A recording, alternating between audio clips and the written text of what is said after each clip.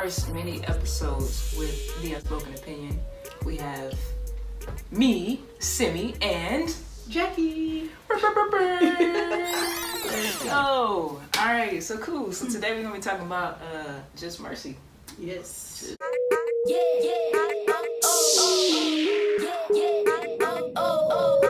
Mercy. Oh my gosh. Crazy. If you haven't seen it, go watch it. It's worth the dollars. Movies be out here taxing, but it's worth it. So the synopsis of the movie, if you don't know, the guy, I think his first name is Brandon. He works with people that are on the death penalty because he believes that no matter what you've done, you still have a chance to live your life and have a fair trial and all that stuff. And so that's where he meets Jamie Foxx's character, and he's working with him as a client, and then comes to find out, he's been arrested for no reason, and he's trying to get this overturned, and then it leads into the Supreme Court and all this stuff. And so it's actually a true story. He still works with people on the death penalty today, trying to get death penalty overturned. Another key thing was not all white people are bad. Okay. Who went bad in there? Oh, my bad. Yeah. Okay. They're not all bad. They're not all bad. Just the same way we're not all criminals, So that's important to think about. Society will have you thinking all white people are bad, all black people are criminals, or whatever. They try to keep us all categorized in one area. Crime has no gender, race, whatever. Like, anybody could be a criminal. Anybody could be a great person. So at one point in the movie, I was very pissed at every white person that was in the theater. But at the end, when the white man, the last lawyer, I don't remember his name, but in court, I can't spoil the movie for you. Oh, shoot, never mind. But yeah. That kind of bothered me because it happened at the very end, and it's like, right. You knew this from the beginning, and you waited until now to make that change. Like, yeah. I mean, kudos to him for doing that, but it's just like, yeah. Okay. That man's life, he was in there. That was a real life. And he can't get that time back. Exactly. They try to give these people millions of dollars or whatever, but that time, he didn't spend with his kids. He didn't get to see his kids grow up. He didn't get to spend all these years with his wife. It's a lot of things that was taken from you. If you think about your day-to-day life, things that you've completed in 20, 30 years, some of us are in our 20s right now. So you think about everything you've completed in your whole life. Like, that's a lot of things that you've done. And he hasn't had the opportunity to do any of that stuff. So what was your, takeaway from the movie, I guess? That I should have been a lawyer. Okay. No, so that was one of the first things I thought, I guess growing up for me, it was never I never saw that as an option. I thought it was boring. But after watching this movie and all the other movies that have came out recently that I've seen, it's just man, there's so much more I could be doing to help other people. Yeah. Because we all know that stuff like that happens, but I guess you don't really take note of it until you see it, and then it being a true story is just dang, y'all really actively just be trying to keep people down just because, for no reason. For sure. That made me think also, well, I don't want to be a lawyer, but I do feel like there should be more lawyers in the African American community to look out for each other, because how can you move forward in that process if you have the majority of people against you? There's no one else to turn to, then you're pretty much stuck. Right. The system is built to keep us down. So it'll continue to be that way if we don't take the initiative to make a stand. Take a stand. And on top of that, it's resources. Even so, for me, I'm not a lawyer. I'm not about to go back to school to be a lawyer. Missed that time. But for me, it can just be knowing the resources, knowing the ins and outs of the legal system. For sure. Not just for myself, if Lord forbid I ever get into that situation, but just to be able to help other people, because I don't know anything about that type of stuff. And so if there is ever somebody that I know that ends up in those situations, I can at least be a resource for them. For sure. So that's one thing that I'm definitely going to challenge myself with, is learning more about the legal system and stuff that happens, so that way I can be some type of a support system for people. Gotcha. And also, I think I'll also make a point too, like, even like for him, his stuff got overturned, which is great.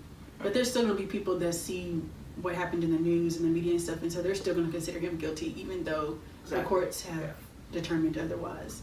And so your name is tarnished from the second you're put in the squad car. Those pictures are taken, they see you arrested, they see it in the news that you've been charged with X, Y, and Z. People automatically don't think you guilty just off that. And so your reputation, regardless of the outcome, is already going to be tarnished. You can't get that back no matter how much money you get. And there was something that they said in the movie too. Michael B. Jordan's character, he said something about how people of color in particular, we have to prove our innocence from the beginning. Right, Like, we're born guilty and we have to prove that we're innocent every single time. And that's true. I feel like, even me personally, I feel like I've had times when I've had to plead my case, even though, like, there's no evidence to support whatever the situation was. And I don't think that that's fair either. Kind of going back to what you said, like, we're already at a disadvantage. We start at a disadvantage. So this movie, I mean, it had a good outcome, so I did leave feeling a little bit better, but it's still like eye-opening to how much more we still have to get through. for sure. And like I also personalize it. So seeing a man that looks like my father, you know, that could have easily been my dad in that situation, my grandfather, my uncle, my brother, you know, and it's just to think that I have law-abiding family members that could be placed in that situation is just they said that in there too, how the mom was like, how can I teach my kids to follow the rules and do right when their father was doing what he was supposed to do and still got arrested for doing nothing? Yeah, it's crazy. It's like, can't win either way, you know? Yeah. Damned if you do, damned if you don't. Exactly. That's what they say. And that's probably came from an old Negro spirit. I did get a chance to go to the museum of Mr. Stevenson in Montgomery, Alabama. I do recommend that. It was a great experience. That also had me pissed off at a lot of white people while I was there. While I was walking around, yeah, they were present, so I don't know their motives when they were there, but you know.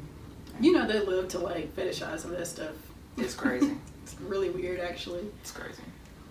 I know when I was a kid, I'm just speaking for myself, you can back me up or not, but I know when I was a kid, like, these types of movies weren't really, either they weren't made or they just weren't really wide known, because I don't remember any type of movies like this, maybe like one or two, but nowadays it's so wide known to really dig deep into these type of situations and make them publicized.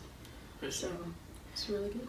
And a lot of times I will say I don't like to watch racially driven shows and movies just because I know it's a reality and it kind of pisses me off.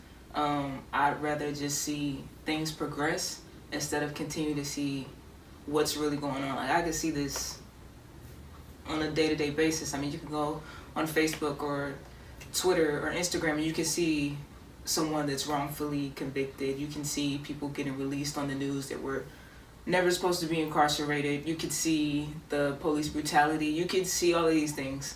I was out with my father one time, and white lady, we're just taking the trash out, and she just looked like she just grabbed the purse really tight and all this. When my dad walks by, my dad doesn't want your money. My dad would never hurt anyone.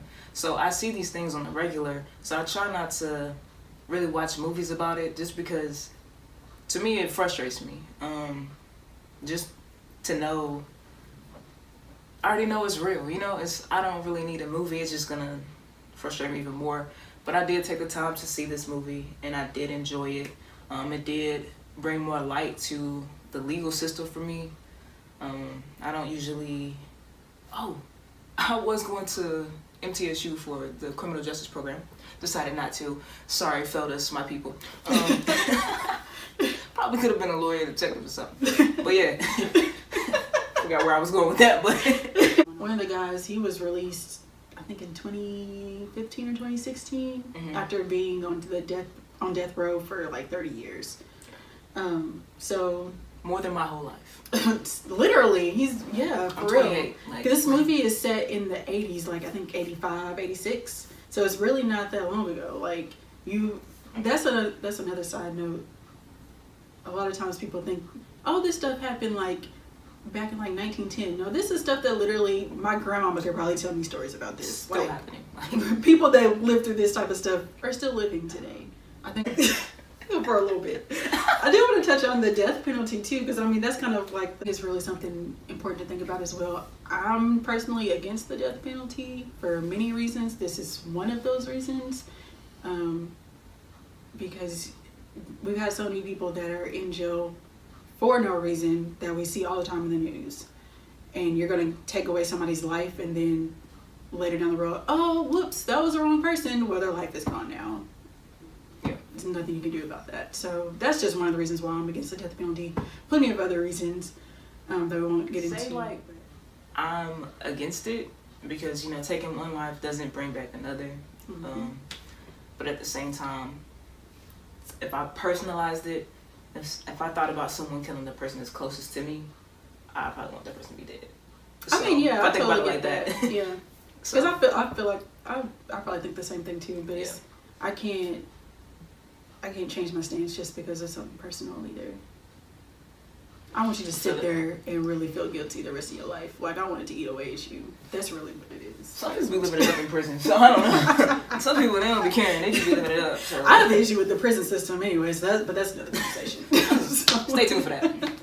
If you really want to think about the legal system, jail, how they treat people in jail, the death penalty, whether you're for or against it, and of course always like racism and stuff too, because in the movie they even frame another guy to keep Jamie Foxx's character in jail. So they went through a lot for this one man that literally did nothing. And his first appeal was denied. First appeal was denied. Had all the information that they needed, but they found some way to deny it. So like I said, the system is created to keep us down. We just have to maximize people of color being in the legal system to help us out. So if you are interested in being a police officer, an attorney, what else? A judge. We need some judges out here. There's that one judge, the one court system in Texas where it's like all black women. There we go. There. Yes. Do it. Definitely a good movie to go see. I think we both really enjoyed it. 5 stars. Acting was phenomenal. Jamie Foxx is always an amazing actor. Michael B. Jordan's awesome too. Yep. Thought-provoking. So go see it. For sure. And if you've seen it, just drop some comments below. Let us know how you felt about the movie, your highlights, what you took away from it. Yeah. How you feeling? Whatever. We'd like to hear from you. Yeah. Thanks for tuning in. It's been Simi and Jackie.